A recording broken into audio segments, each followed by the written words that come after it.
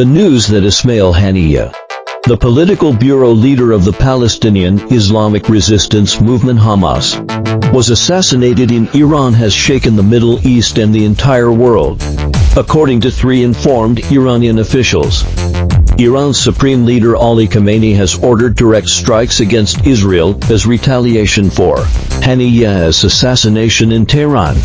Khamenei gave this instruction during an emergency meeting of Iran's Supreme National Security Council on Wednesday, July 31. However, it is currently unclear to what extent Iran will respond and whether Iran will make further adjustments to prevent the situation from escalating further. Additionally, according to a report by CNN, at the meeting held by the United Nations Security Council on Wednesday, Iran's permanent representative to the United Nations, Ira Van I, accused the United States of being responsible for Haniya's assassination and said that this incident could not have happened without the authorization and intelligence support of the United States. The responsibility of the United States, as the strategic ally of Israel and the main supporter of the Israeli regime in the region, in this terrorist crime cannot be ignored. Ira Van I said, this operation by Israel also has a political aim, which is intended to undermine the first day of the establishment of the new government of the Islamic Republic of Iran. The new Iranian government regards strengthening peace and stability in the region, enhancing cooperation with the international community, and constructive engagement as its top priorities. Furthermore, earlier on Wednesday, the Deputy U.S. Permanent Representative to the United Nations, Robert Wood, said, the United States was not aware of and did not participate in the death of Hamas leader Ismail Haniya. He added that the United States has no independent evidence to confirm the claims made by Hamas regarding Haniya's death. The Islamic Revolutionary Guard Corps of Iran confirmed on July 31 that Ismail Haniya, the political bureau leader of the Palestinian Islamic resistance movement Hamas, was assassinated in Tehran in the early hours of the day. Haniya was regarded as the number one figure of Hamas. Regarding this incident, Hamas pointed out that this assassination was carried out by Israel and was a cowardly act. Israel refused to respond to this. The death of the top leader of Hamas in Tehran due to an attack achieves three goals for Israel at one stroke. Firstly, Israel attempts to use Haniya's death to continue advancing the operation to eliminate Hamas. Israel assassinated the top leader of Hamas in Tehran, the capital of Iran, when the new Iranian president, Pezeshkian, was inaugurated. At the same time, the leader of Hezbollah in Lebanon, which is also in conflict with Israel, was also in Tehran. As a result, Israel hopes to continue to suppress Hamas through the death of Haniya, and at the same time pose a deterrent to Iran and Hezbollah. The supreme leader of the Palestinian Islamic resistance movement Hamas, Ismail Haniya, was attacked and killed in his residence in Tehran according to reports from China's Xinhua news agency. It was the Israeli Air Force that attacked Haniya before Haniya was killed by bombing in his residence. It was reported that in Rome, Italy, the Mossad, the Israeli Intelligence and Special Mission Agency, had held a secret negotiation with negotiators from the United States, Qatar and Egypt. Among them, Qatar and Egypt were undoubtedly the messengers of Hamas. However, this negotiation ultimately ended without results. On July 29, both Hamas and Israel blamed each other. The Hamas side stated that it could be seen from the information conveyed by the mediators that Israeli Prime Minister Benjamin Netanyahu once again adopted a delaying and evasive strategy and put forward new conditions to hinder the agreement. The office of the Israeli Prime Minister responded that Israel had not changed the original proposal, but that the Hamas leadership demanded 29 amendments to the proposal. Hamas denied this just when both sides were blaming each other. Suddenly, Haniya was killed by Israel. recalling that the head of Mossad, David Barney, said earlier this year, "Wherever they are, we will eliminate them." Every Arab mother should know that if her son was directly or indirectly involved in the massacre on October 7th, then he will surely pay for it with his blood. If according to Barney's statement, then what else is there for Israel and Hamas to talk about? Apparently, it was only after 7 months that Israel and Hamas began indirect contact. That is, countries such as Egypt and Qatar acted as messengers, including the United States and some Arab countries acting as mediators to negotiate with Hamas. This is because the situation in the United States has changed. To put it more bluntly, it is the changes in the election situation of the U.S. presidential election that have forced the Israeli side to put on some postures.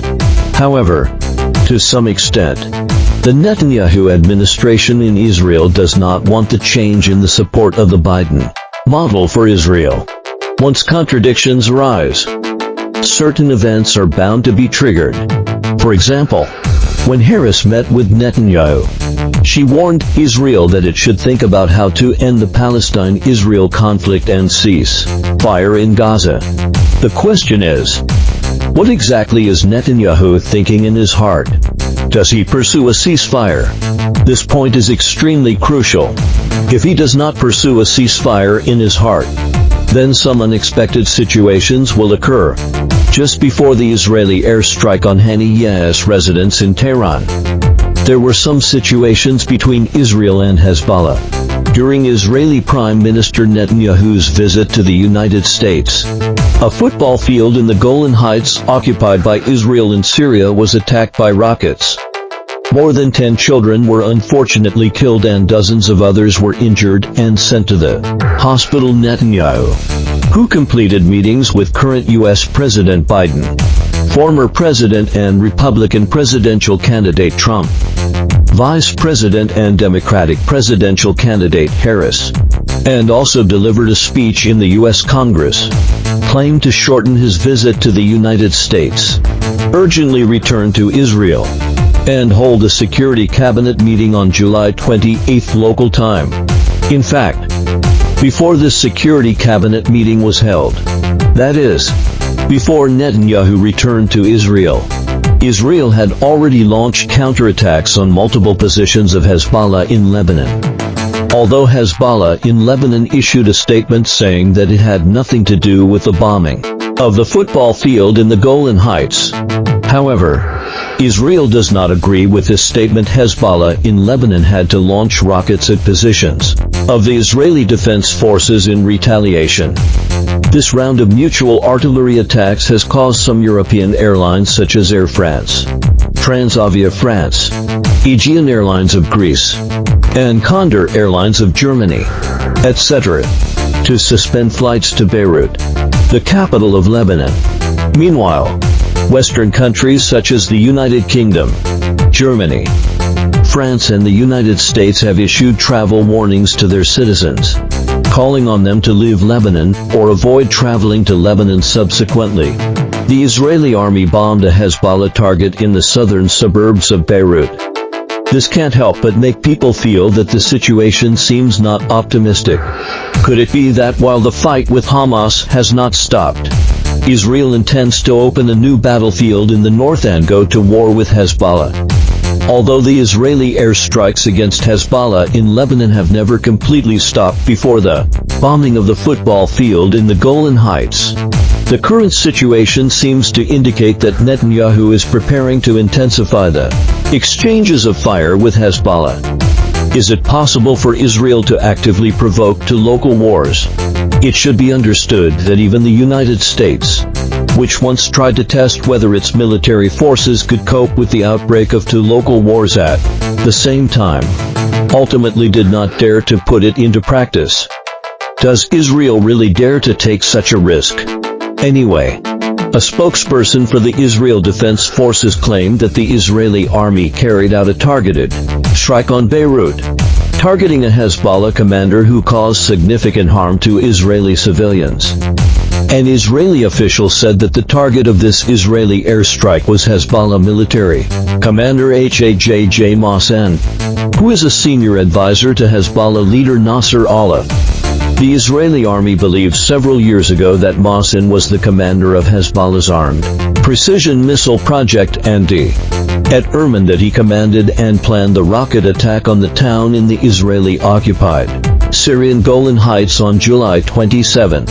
On July 2, Naim Qasem, the Deputy Secretary General of Hezbollah in Lebanon, was interviewed by the Associated Press. Picture. Screenshot of the Associated Press report video reprinted by Global Times. It is worth noting that when the Israeli airstrike killed the leader of Hamas, Naim Qasem, the Deputy Secretary General of Hezbollah in Lebanon, had just ended his visit to Iran. During this trip, he was attending the inauguration ceremony of the new Iranian president, Pezeshkian. He met the new Iranian president in Tehran and also met Iran's supreme leader, Ayatollah Khamenei. Doesn't Israel want to deter Hezbollah in Lebanon by killing Haniya? Of course. Israel's ability to kill the top leader of Hamas in Tehran through airstrikes is even more of a deterrent to the new Iranian president, Pezeshkian. He met the new Iranian president in Tehran and also met Iran's supreme leader, Ayatollah Khamenei. Doesn't Israel want to deter Hezbollah in Lebanon by killing Haniya? Of course.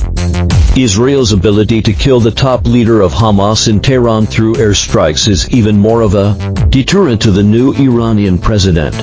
The U.S. military once killed the Iranian Major General Soleimani of the Quds force in Baghdad, the capital of Iraq, via a drone strike.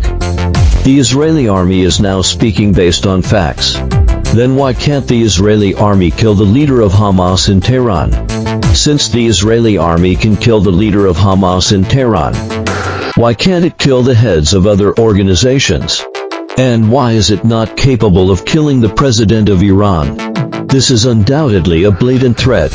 Currently, on July 31st local time, Sami Abu Zuhri, a senior member of Hamas, declared to the media that Hamas will not be affected in any way by the assassination of its leader.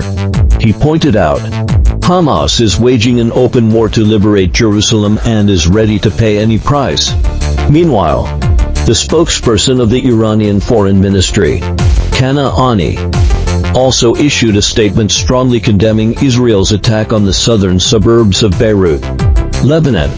Haniya said that Israel must be held responsible for this attack. This behavior violated Lebanon's sovereignty and territorial integrity and seriously contravened international law and the UN Charter. Haniya emphatically stressed that this act by Israel cannot prevent the Lebanese resistance forces from continuously supporting the Palestinian people. Haniya also condemned Israel and the United States, claiming that they are causing the continuous expansion of tensions and crises in the region. Under such circumstances, how exactly should this newly emerged chaos in the Middle East be contained?